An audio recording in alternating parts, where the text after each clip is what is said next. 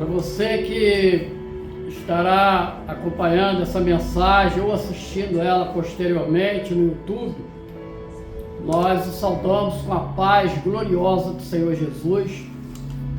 Nós vamos fazer a leitura do livro do profeta Isaías, capítulo 9, versículo 6, que diz assim: porque um menino nos nasceu, um filho se nos deu, e o principado está sobre seus ombros, e o seu nome será Maravilhoso Conselheiro, Deus Forte, Pai da Eternidade, Príncipe da Paz. Louvado seja o nome do Senhor. Até aqui. Te convido a estar fechando seus olhos para estarmos orando ao Senhor, dizendo: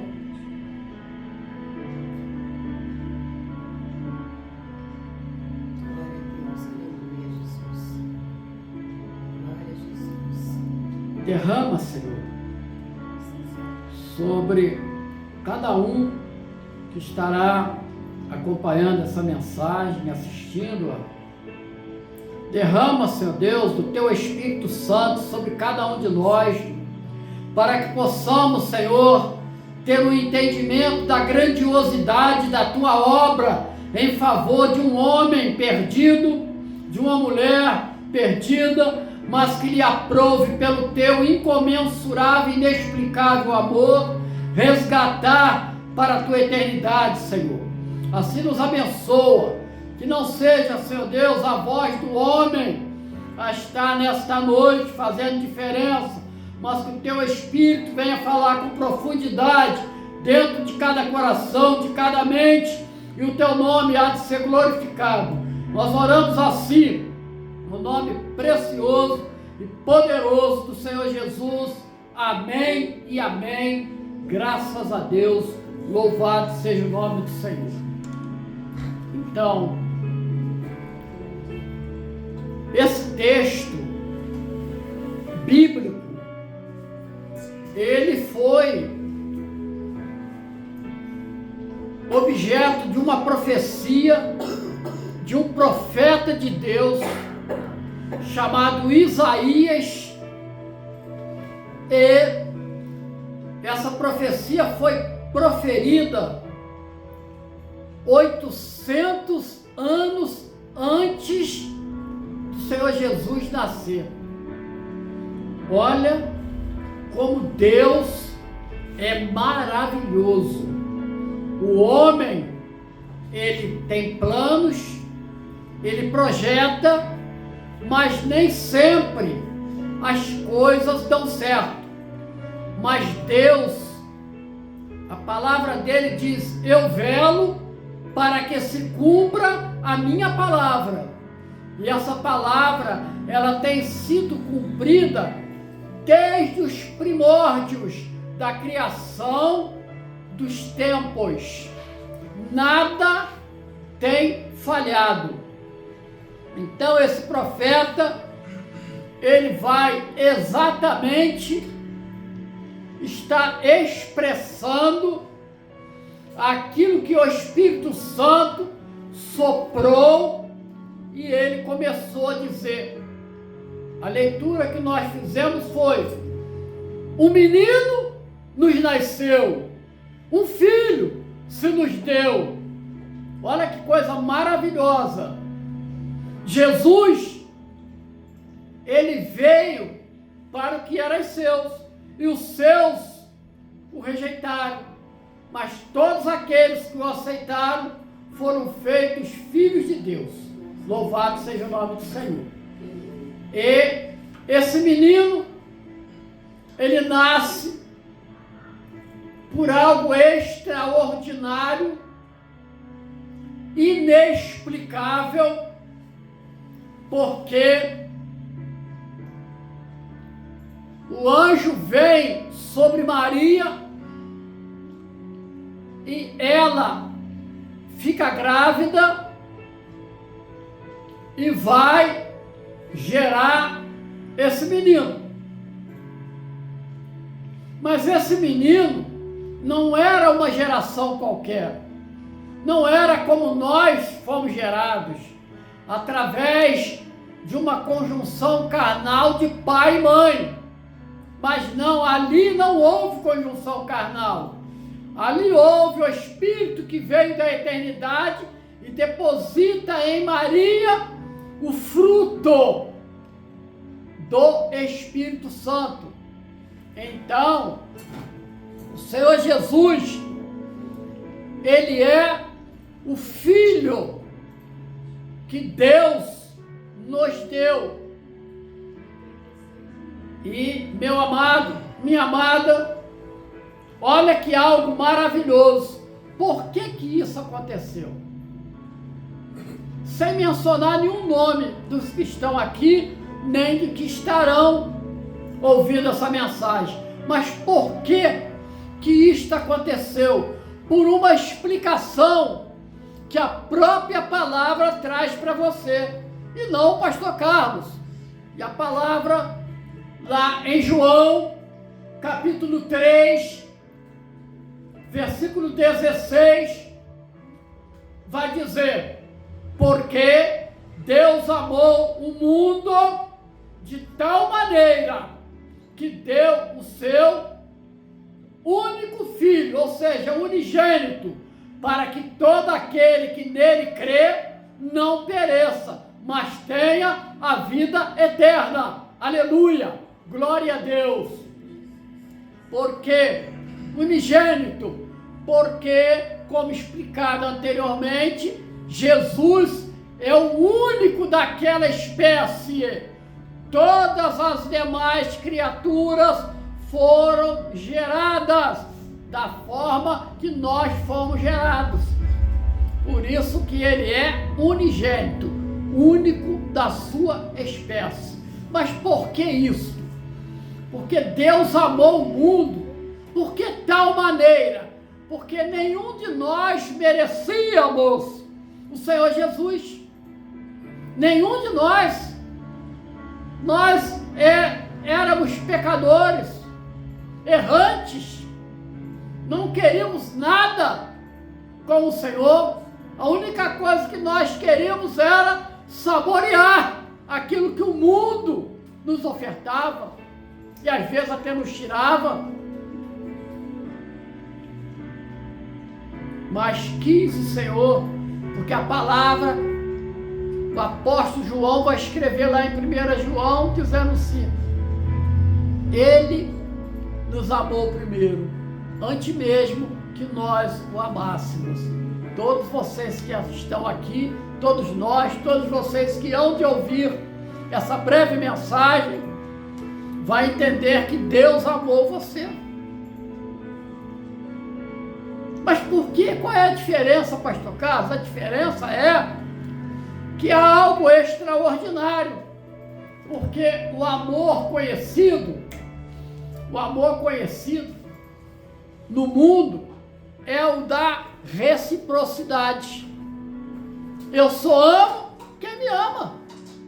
Isso é natural do homem. É pergunta e resposta. Você me ama? Sim, então também te amo. Você não me ama? Então também não te amo. É essa a lei da reciprocidade. Mas Deus, Ele não dependeu disso. Ele nos amou. Independente de nós o amarmos ou não. E meu irmão, minha irmã, algo maravilhoso. Porque ainda há pouco, você que está no YouTube não teve a oportunidade. A Agatha, ela, nossa instrumentista, louvor, ela entoou um louvor que, se eu não estou enganado, ela trouxe à congregação o Evangelho de João, no capítulo 3, versículo 30. O que é que diz o Evangelho de João, capítulo 3, versículo 30? João, o apóstolo, ele vai escrever, é necessário que ele cresça. que eu diminua. Algumas horas atrás, conversando ali com o César, ele me mostrou uma frase bastante corriqueira. A sua luta pode ser grande, mas o seu Deus é maior. E eu respondi para ele: mas para que o nosso Deus seja maior, é necessário que nós nos tornemos menores. Por quê? O homem quer ser maior do que Deus. E quando ele quer ser maior do que Deus, ele quer dominar a Deus. Isso daí certamente não vai dar certo. Então, o apóstolo João, ele vai escrever exatamente nisso. Olha, é necessário que Jesus, ele cresça e que eu diminua. Ou seja, eu vou me colocar numa condição de servo. Nós vamos nos colocar numa condição de serva, porque esta condição nos dá o título necessário que nós temos um Senhor. E o nosso Senhor é Jesus Cristo, o autor da vida. É o Deus maravilhoso conselheiro. É aquele quando nós olhamos e vemos que à nossa volta tudo está perdido, nós nos curvamos diante dele e ele vem e nos aconselha. Mas não é um conselho como nós recebemos do mundo, ou seja, um conselho relativo, porque ninguém detém todo o conhecimento. Mas Jesus, ele é maravilhoso conselheiro, porque ele conhece tudo. Ele conhece tudo sobre você. Ele conhece tudo sobre o que está no mundo. Ele conhece o hoje e o amanhã. E te prepara para que você realmente seja um vitorioso e uma vitoriosa. Por isso que ele é maravilhoso conselheiro. Há momentos na vida que nós chegamos à conclusão, não tem mais jeito. Não tem mais jeito. E o Senhor vai dizer para você, né, Vitória, da escola bíblica, a última palavra é de Jesus. Amém? A última palavra é de Jesus. Olha como nós temos que ter atenção para isso. E esse mesmo Jesus, profetizado por Isaías, ele tem o título também de Deus forte, porque sobre ele nada é possível. Jesus é aquele que detém o poder máximo. Ele é o autor da vida. Nele foram criadas todas as coisas. E ele diz: haja luz, e houve luz. Haja água, e houve água. Haja terra, e houve terra. O haja é o verbo de Deus e que Jesus é o verbo. Mas aonde está isso, pastor Carlos? Isso está escrito lá em Apocalipse, capítulo 19, versículo 13. E a palavra ali de 19, 13 fala de um Jesus já vitorioso na eternidade, que diz assim, está postado ali. E estava vestido de uma veste salpicada de sangue, e o nome pelo qual se chama é a Palavra de Deus, aleluia! Olha que Deus maravilhoso! Aqui era um Jesus vitorioso, vencido todos os inimigos, já era o momento já próximo, que provavelmente nós já estaremos na eternidade com Ele, esperando o desenrolar da presença de novos céus e nova terra, louvado seja o nome do Senhor. Ali, aguardando os corpos glorificados, aonde não haverá mais lágrimas, lá não haverá mais dor, a morte será vencida. Mas por que isso? Porque esse Deus forte, na cruz do Calvário, ele decretou a morte da morte. Olha que coisa maravilhosa em nosso favor. Mas e agora, pastor? Por que a gente continua vendo a morte? Porque no panorama profético de Deus, nós ainda estamos vivendo o período dos gentios, que iniciou lá na Babilônia e que vai perseverar até a segunda volta de Jesus, ao final da grande tribulação. E ora, meu amado, Babilônia, terra de muitos deuses, Babilônia, a mãe das orgias, me desculpe a palavra, dos desvios, da oposição ao projeto de Deus, porque Deus tem um propósito para você e para mim. Ele quer te dar uma vida eterna, abençoada. Mas olha, meu amado, esse é o período. Mas era algo maravilhoso quando nasce o Senhor Jesus. E quando ele vai iniciar o ministério dele, vai aparecer João,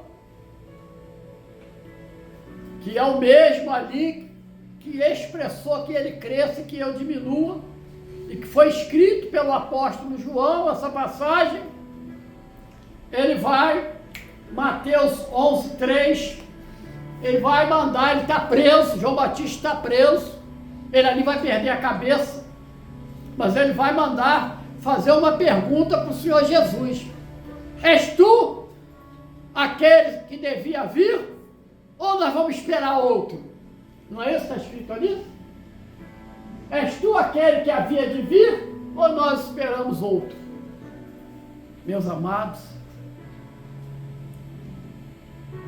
se é você, se sou eu, a minha resposta é: eu sou aquele que devia vir. Não preciso esperar outro não, mas olha a sabedoria do Senhor Jesus. Versículo seguinte, Carlos Emanuel. Jesus respondendo, disse-lhe: ide e anunciai a João as coisas que vocês estão ouvindo e que vocês estão vendo. 5. Os cegos veem. Por que os cegos veem? Porque a luz estava no mundo. Agora é possível filtrar as trevas que estão no mundo. Os coxos andam, os vacilantes, eles passaram a andar com Jesus. Os leprosos são limpos. A lepra é o tipo do pecado. Jesus é aquele que pela tua palavra lava o homem. Olha que bênção. E os surdos, mesmo Isaías havia profetizado sobre Israel, dizendo: com os olhos não veem, com os ouvidos não ouvem. E Jesus vem, e eles não viram, nem ouviram, nem aceitaram. Trocaram Jesus por um malfeitor Barrabás. É isso que o mundo faz. Porque o mundo vai pela maioria. Um grita, Barrabás, todo mundo vai atrás, Barrabás. Ninguém escolheu Jesus. E os mortos são ressuscitados. Um homem certa vez morre, eles mandam avisar Jesus, Jesus estava longe, e Jesus manda uma resposta. Vitória, mais uma vez, a última palavra é de Jesus. E Jesus disse assim: o meu amigo Lázaro, essa enfermidade não é para a morte não, mas é para glorificar o nome de Deus. Jesus foi fazer o que tinha que fazer. Lázaro vai e morre, 4 dias. Está lá, colocaram ele no sepulcro. E Jesus chega, diz assim: Pai, eu sei que tu me ouves. Essa morte é para a glória do nome de Deus. 4 dias morto, não há nenhuma função corporal mais. Nada. Todas as veias estão entupidas, não tem como mais. Só se trocar tudo. Não há um órgão capaz de regenerar. Não é possível. Mas o autor da vida, ele grita: tirai a pedra. Há coisas que você que tem que tirar. A pedra são coisas que você que tem que tirar da sua vida. Não é o Senhor, é você. E ele fala: tirai a pedra. E eles removeram a pedra.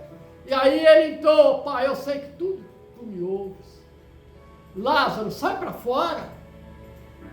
E ele todo enrolado. Lázaro sai para fora. Aleluia, aleluia. E o Senhor Jesus disse assim: mas também há coisa que você não consegue sair, porque estava tudo enrolado. Há coisa na sua vida que você está tão enrolado que é preciso alguém falar com você. E o Senhor Jesus disse assim: tira a faixa dele. E eles tiraram. Esse é Jesus, que os mortos são ressuscitados. E aos pobres? Quem eram os pobres?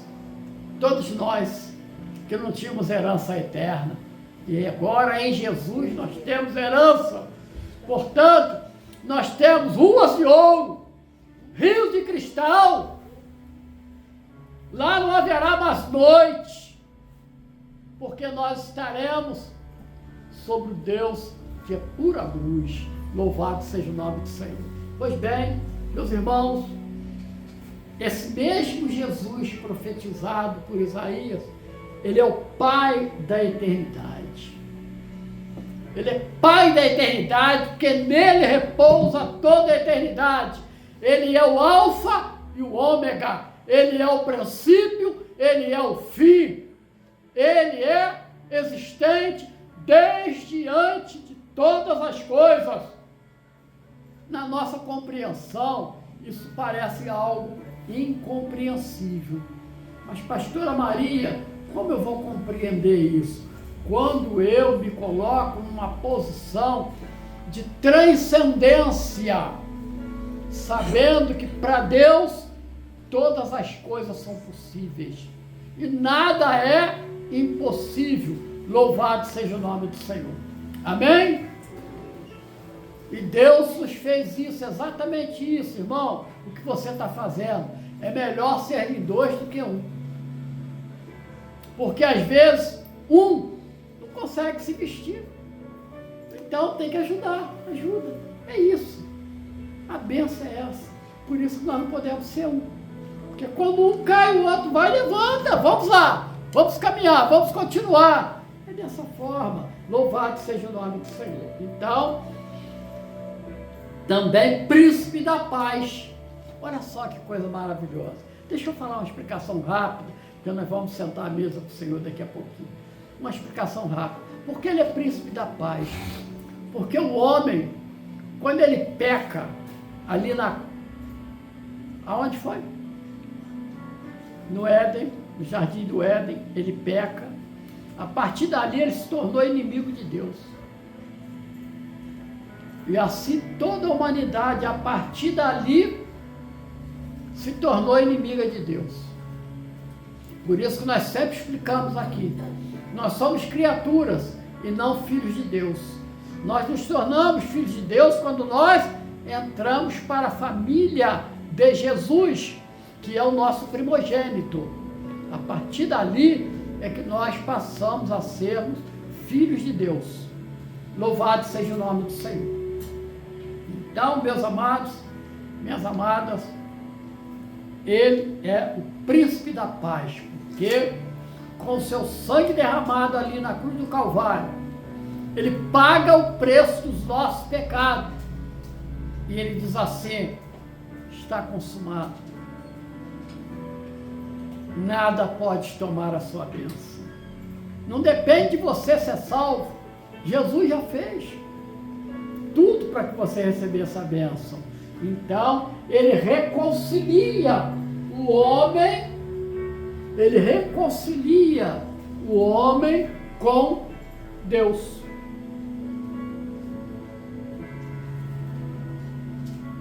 e reconciliados com Deus, nós podemos celebrar a ceia do Senhor. Porque a ceia é uma celebração, é um memorial. Porque nós vamos ler o texto, tá? O Manuel não vai colocar o texto, mas está em 1 Coríntios, capítulo 11, a partir do versículo 23, que nós vamos ler posteriormente. Então, que o Senhor possa abençoá-los ricamente. Não espere outro, Jesus já veio. É tempo de buscar o Senhor. Lembra-se, a palavra diz: buscar o Senhor enquanto o pode achar. E o Senhor diz assim: invocar-me-eis e me achareis, quando me buscar de todo o vosso coração. Louvado seja o nome do Senhor. Que o Senhor os abençoe.